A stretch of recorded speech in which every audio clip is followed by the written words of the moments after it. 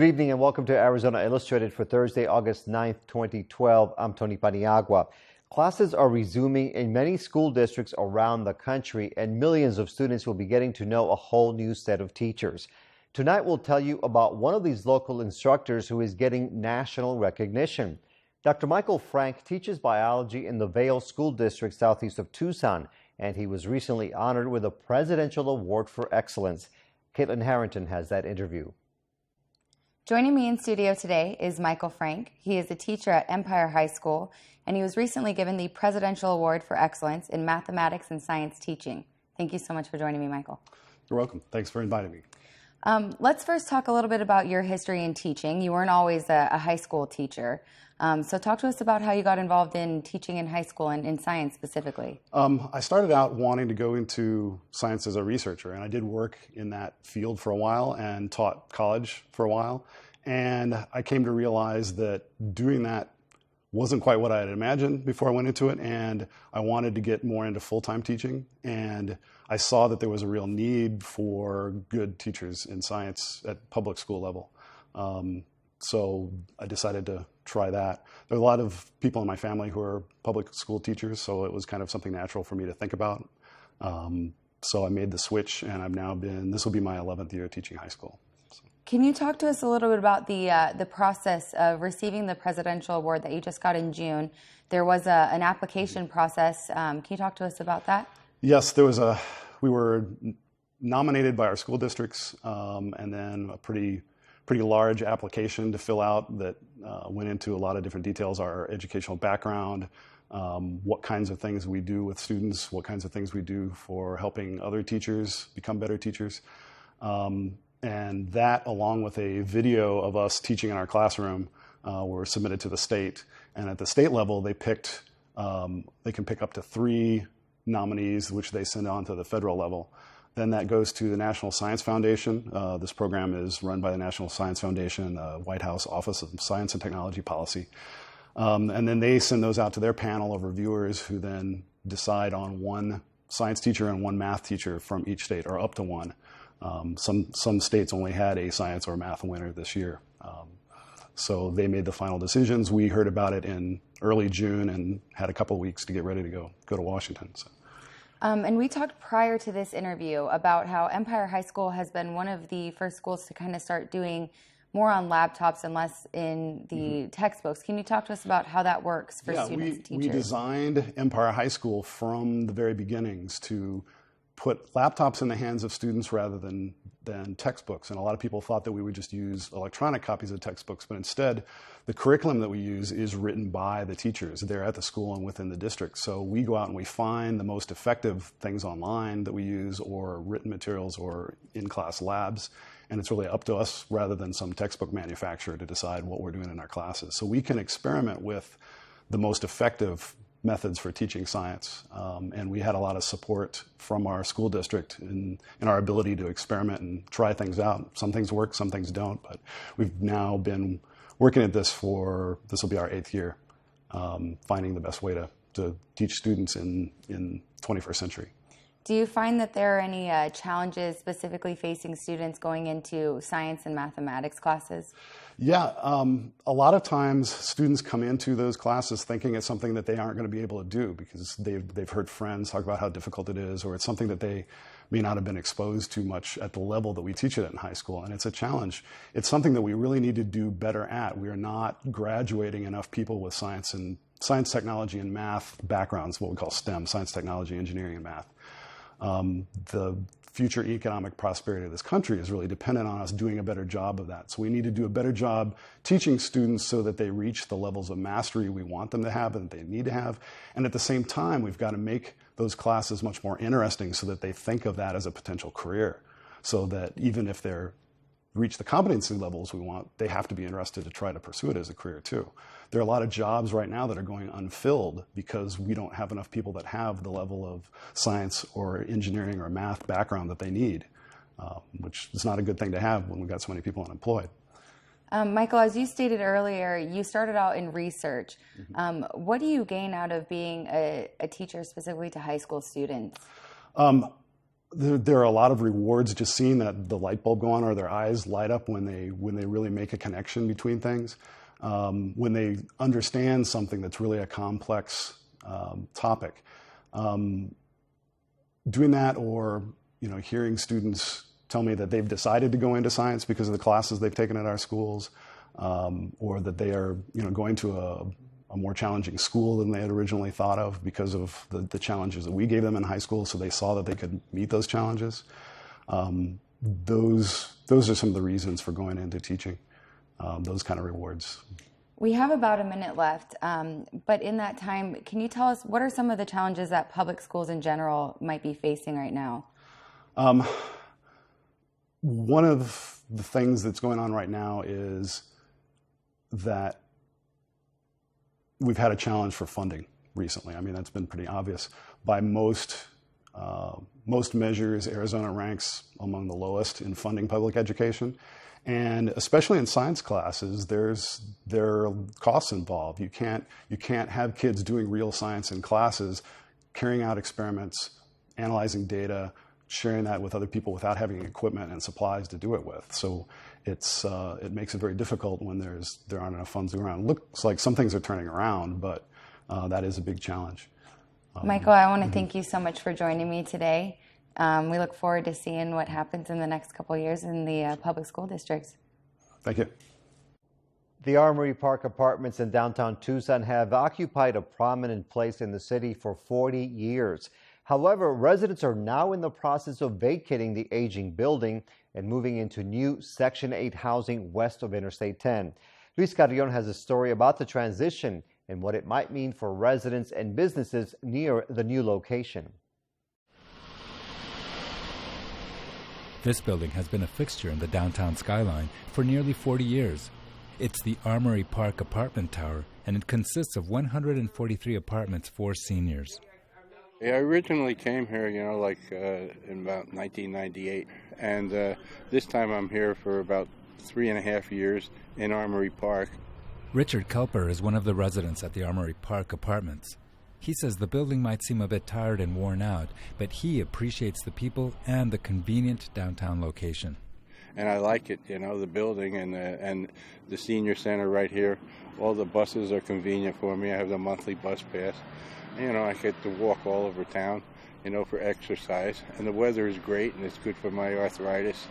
And I'm happy here, it's nice. The Armory Park Apartments offers subsidized housing for low-income seniors 62 years of age or older. Where are you going? Parker Luttrell is part of the management team at Armory Park. Excellent, let's do that. I am the social service coordinator, the resident service coordinator at Armory Park Apartments. I've been doing this for 1.5 years. The manager of the property, his job is to take care of the property. My job is to take care of the needs of the residents. Luttrell, along with other residents and employees, are busy this month. They're in the process of moving out the 143 apartment units into a new facility. Yes, I'm very organized, but hopefully we'll get a little more organized in the new building. Staying organized is important as residents and movers work to pack up everyone's belongings and load them into the moving trucks. I'm moving out there. I'm moving down the line. Like everybody else. Are you looking forward to it? Absolutely, positively. Is that the truck I'm going on? That's the truck your stuff's on. There goes my stuff. Joe Walsh is one of the residents making the move on this day. And what he's moving to is the new Sentinel Plaza senior housing building on West Congress. The building is LEED certified and includes many upgrades from the previous building. It's 75 to 85% larger for each unit. At the old building, Armory Park, we have about I think it's 24 units that are one bedrooms. All the rest of them are studios. Every apartment in this building is a one bedroom.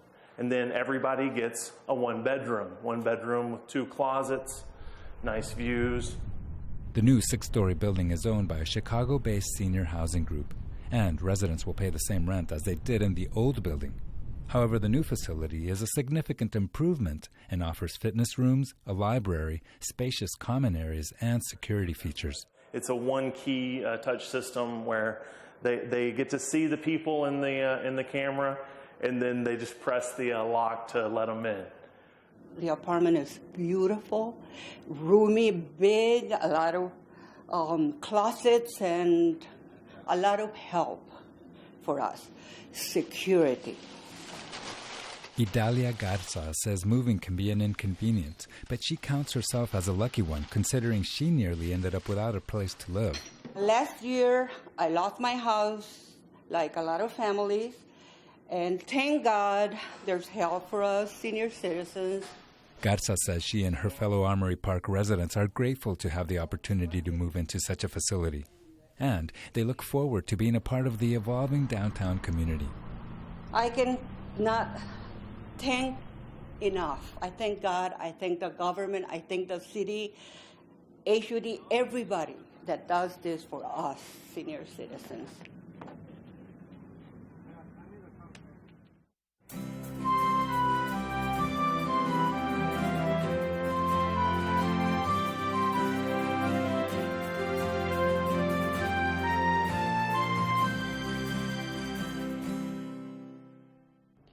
The Tucson Pima Arts Council is recognizing 11 individuals or groups that support or contribute to the arts in Southern Arizona.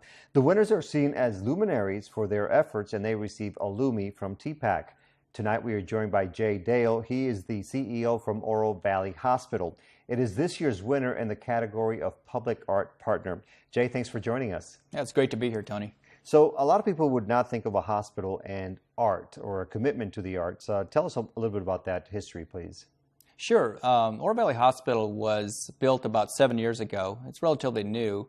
And as you approach it, it sort of rises out of the desert and in and of itself is maybe artistic in that manner. But the hospital itself was created, of course, to meet the needs of the Oro Valley community and surrounding communities. And one of the things that makes it unique is being located in Oro Valley. There was a requirement to spend 1% of your capital budget on art, which is, I think, a wonderful requirement personally.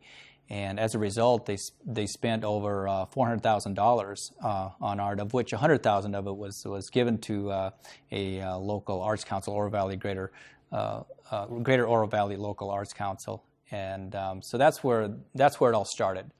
And what can people expect to see if they go to the hospital, whether they're a patient or not?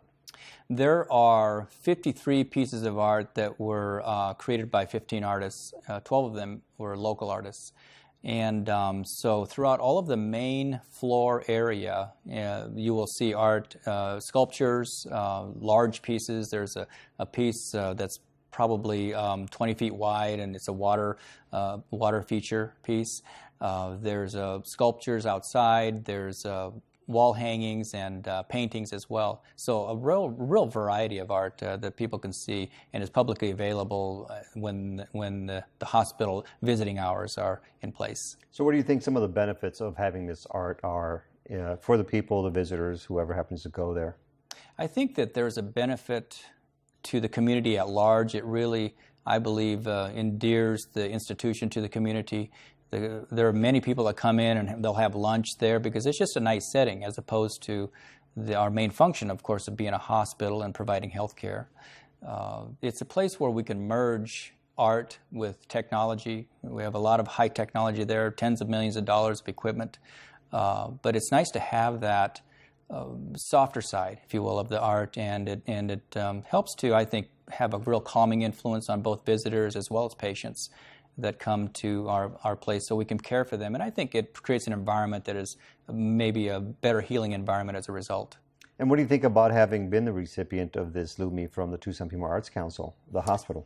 Well, I think it's wonderful. I think it's wonderful that they were recognized. I'm relatively new to the hospital, and I can tell you that one of the reasons I came there was because of the art. When I walked through the hallways, it was very unique. Of course, you don't see that too often.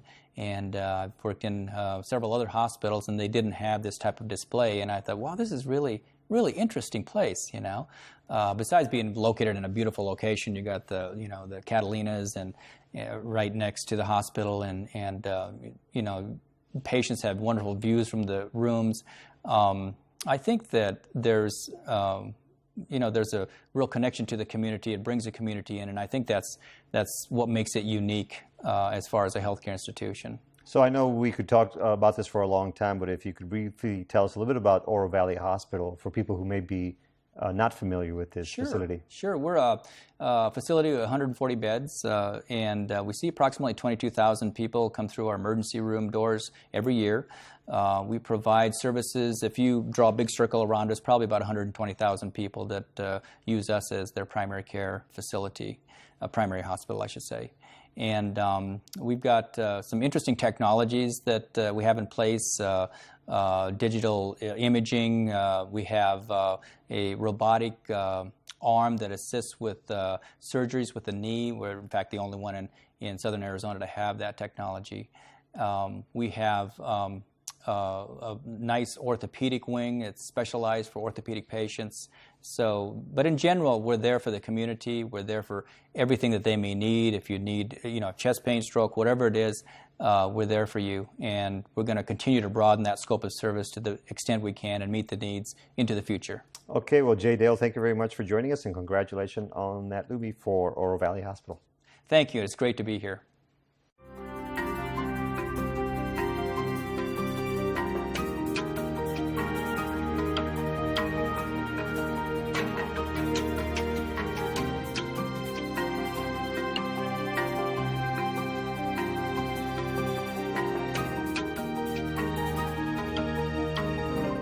Our hot summer months are traditionally very slow for local businesses, but nature lovers are encouraging more economic activity by focusing on birds and other animals. The Tucson Audubon Society is holding the second annual Tucson Bird and Wildlife Festival next week. You may not know this, but experts say August is the peak period for bird diversity in our area, and it's also a good time for their fans to head outside. Mark McLemore has an interview. And joining me now to talk about a big event for bird lovers in Arizona, we have Sarah Pike and Aaron Olmstead. They're here representing the Tucson Audubon Society. Thanks for joining us. Thank you. Aaron, tell us a little bit about this second annual Bird and Wildlife Festival. Well, we're really excited to be bringing this event to Tucson for the second year in a row. It's going to be held at the River Park Inn downtown. August 17th and 18th is when we're having a nature expo that people from the community can come and enjoy. Live birds, free talks about all range of natural history topics, field trips, evening programs, all sorts of great stuff. And why did you choose August for this event? Well, unbelievably, for a lot of us who live here, it's a really desirable time to visit Arizona because the bird species numbers and diversity peaks at this time of year. Monsoon really brings some exciting weather, and it's a great time of year. In doing last year's event and planning and executing such a large festival, did you learn a lot of things you were able to apply this year? Yeah, definitely. It's a big job, and we got a lot more volunteers involved this year. We started getting the word out a little bit earlier so that people could sign up for things in advance. We tried to get the word out to a wider range of markets, and we actually have people coming from about 23 U.S. states to attend the field trips and the festival activities. And another way that you put it when we were chatting beforehand was you said this is a way to present to everyone what we get to enjoy year-round. Mm-hmm. Yeah, we're really lucky to live here at a place where we have great birding and watchable wildlife opportunities all year round. But in August specifically, it's a really, really top-notch destination. It's the best birding anywhere in August. And it's a time of year when there's not a whole lot of other things going on. So it's a time when people can come and really notice the birding. Well, Sarah, what are some aspects of the festival that you really enjoy? After participating in it last year, the Tucson Audubon Nature Shop has a big booth there. It's a great opportunity for Tucson Audubon to expose the shop to more local people and people traveling. And the vendor area itself at the festival is wonderful. The Arizona Game and Fish brings live raptors. You can see up close hawks and falcons and owls, and the Herpetological Society brings live reptiles and amphibians that you can see up close. There are lots of lectures that you can attend for free. It's a great venue to just gather a whole lot of information about this area and nature in general, and giving people in Tucson and visitors a great opportunity to do something really fun. Well, I understand that in your role with the Tucson Audubon Society that you run the shop, and that gives you an opportunity to meet people and tourists who are coming here year-round for birding activities. Yes. So what can you say about the popularity of this hobby in our state? I would say it's amazingly popular. You know, I've been birding for about 20 years, and when I started working for Tucson Audubon was when I realized that, wow, people are coming from all over the world. I mean, we get Europeans and Australians and people from South America and Mexico and Canada, all different times of the year to come here to Southeast Arizona to see the great wildlife spectacle we have. Can you mention a couple of celebrity birds, species that are always popular? Celebrity species, the Montezuma quail, which graced our current edition of Finding Birds in Southeast Arizona. Just about everybody that comes here wants to see that bird, and probably the elegant trogon, which graces the cover of Richard Taylor's book there. Both really popular species for people to come and see. So it sounds like that this provides an economic bump also to Tucson at a time when things may be a little slow at the end of the summer. Yeah, hotels are definitely having lots of great deals going. It's a time of year when there are a lot of vacant hotel rooms, and we are hoping to bring some people to fill in that little gap. But a lot of people are really surprised to learn that birding and watchable wildlife activities for our state has a $1.5 billion economic impact. And that includes expenditures for people who are bird watching at home, people who are resident, and also people who are visiting our state to come and check out all the different places and things to see. But that's a study that comes from census data. So with this most recent census, we'll hopefully have some more data from the Fish and Wildlife Service to really break down and find out how things may have changed over the last decade. Well, can you share with us any details about Audubon's history in Tucson? Well, Tucson Audubon has been around since 1949, and we've been involved in all manner of bird and habitat conservation projects. We offer field trips, probably about 150 a year, that are free for anyone in the community to come out. Every Tuesday and Thursday. For as long as I can remember, Tucson Audubon's offered free field trips for anybody from beginners to advanced. So we've been heavily involved in just getting people outside for a long time. Yeah, and we do lots of habitat restoration projects along the riparian areas. We have the Important Bird Areas program in Arizona, which is a citizen science project. Just so many ways that people can get involved. So, well, recap again the nuts and bolts information about the festival, where and when people can expect to enjoy it. Okay, the place to be is the River Park Inn downtown. It's just south of the Congress Street exit. Friday and Saturday, August 17th and 18th, from 8 a.m. to 6 p.m. is the Nature Expo. It's totally free. Come on down, check it out, say hi. Well, thanks so much for the information. Thanks for coming down today and sharing some of your enthusiasm for birding. Glad to be here. Now we go to Damian Klinko, the president of the Tucson Historic Preservation Foundation. He joins us Thursday nights with educational information about some of the cultural or architectural treasures in our region.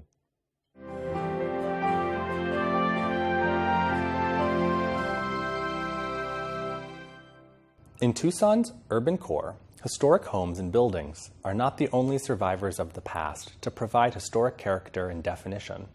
The city's industrial infrastructure, sidewalks, culverts, underpasses, curbs pressed with long-ago changed street names, combine to create a rich and distinctive streetscape.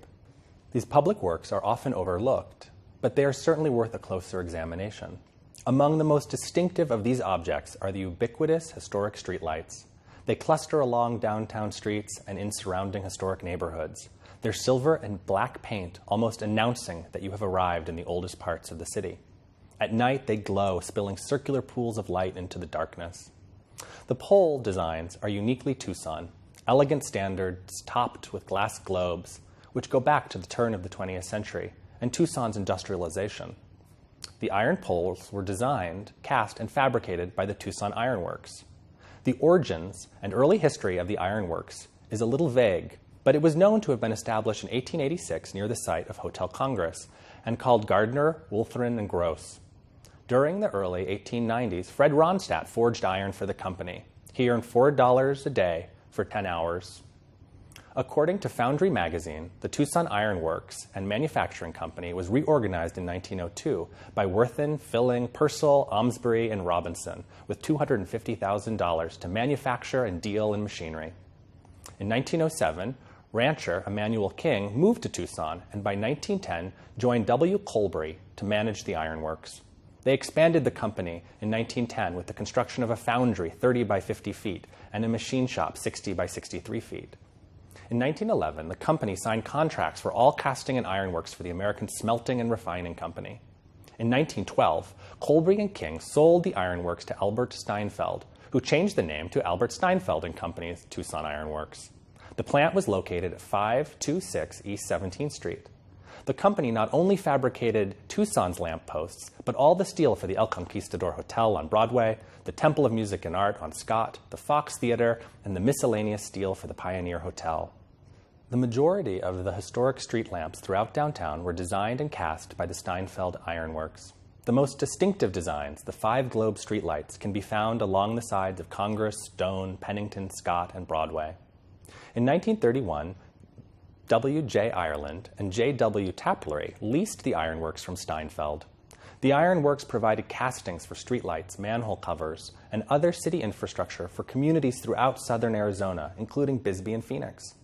During World War II, the ironworks built cargo booms for Liberty ships and employed 35 workers.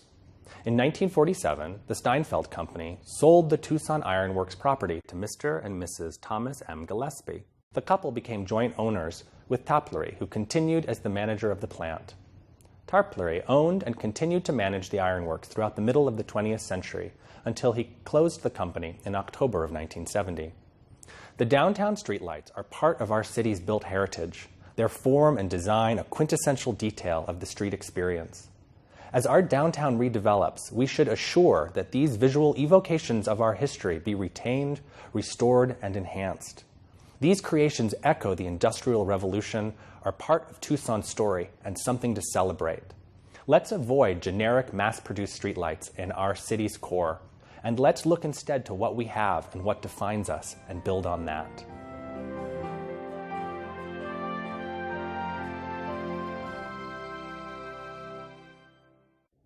Coming up tomorrow night on the Arizona Illustrated Political Roundtable with Jim Ninsel. This week, he'll have a special edition of the Roundtable featuring a forum with the Republican candidates who are running to replace Pima County Supervisor Ann Day. We hope you can join us for this program as part of our commitment to Your Vote 2012. I'm Tony Paniagua. From all of us at Arizona Public Media, we hope you have a great night and a fantastic weekend.